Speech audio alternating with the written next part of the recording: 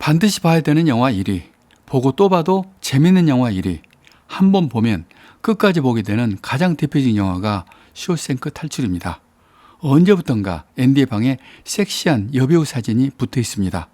그 삭막한 교도소에서 얼음처럼 차가운 맥주를 먹게 해주고 나중에 맞아 죽는 줄 알면서도 기어이 모차르트 음악을 틀어줬던 그 앤디가 어느 날 갑자기 사라졌습니다.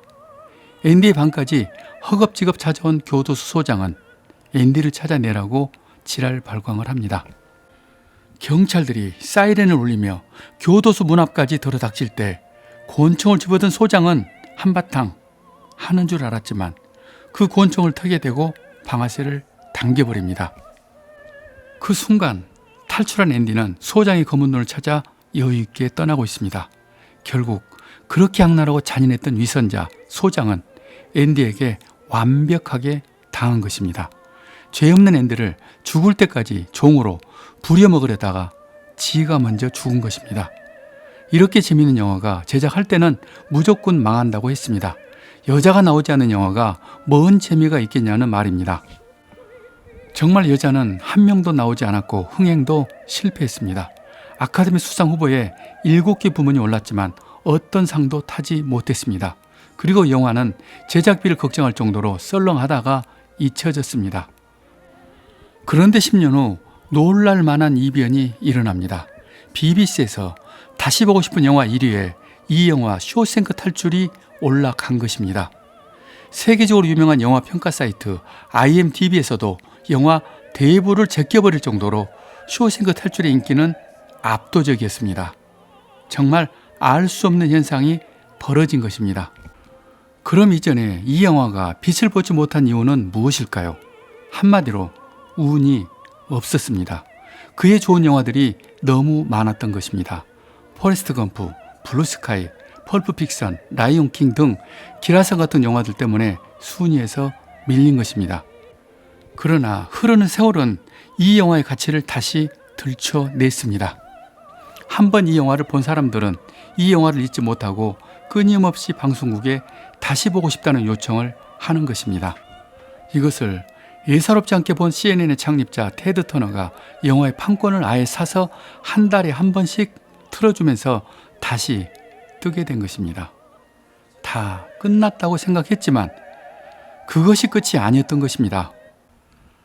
쇼생크 탈출의 원작자 스티븐 킹도 마찬가지입니다.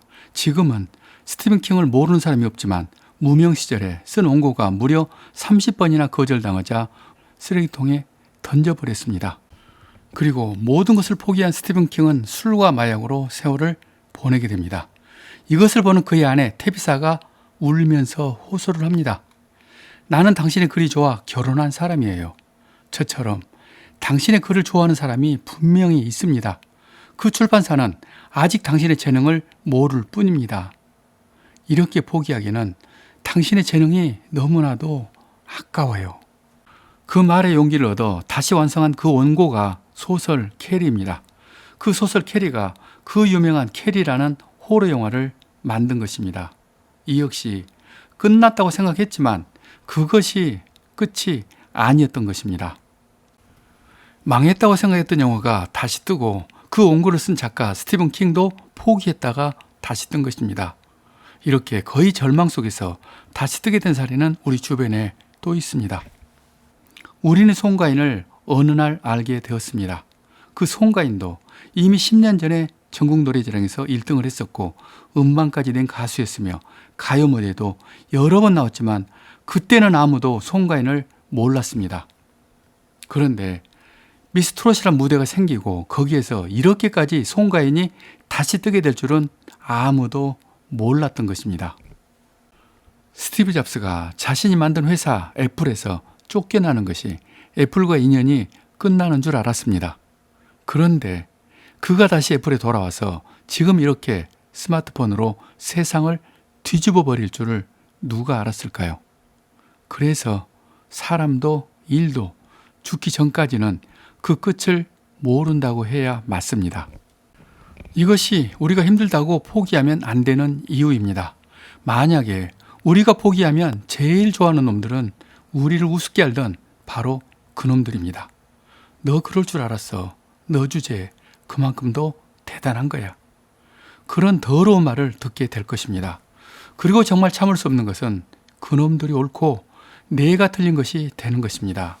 그래서 죽기 전까지 우리는 포기하지 말고 그놈들에게 반드시 복수를 해야 합니다. 그 복수는 그냥 말 없이 한 걸음 한 걸음 성장하는 우리의 존재, 바로 그것입니다. 여기까지 저는 작가 이철이었습니다. 예술 제국의 길은 우리가 세계 정상으로 가는 가장 빠른 길입니다. 이 영상을 구독하시는 것은 그 길을 함께 가는 것입니다.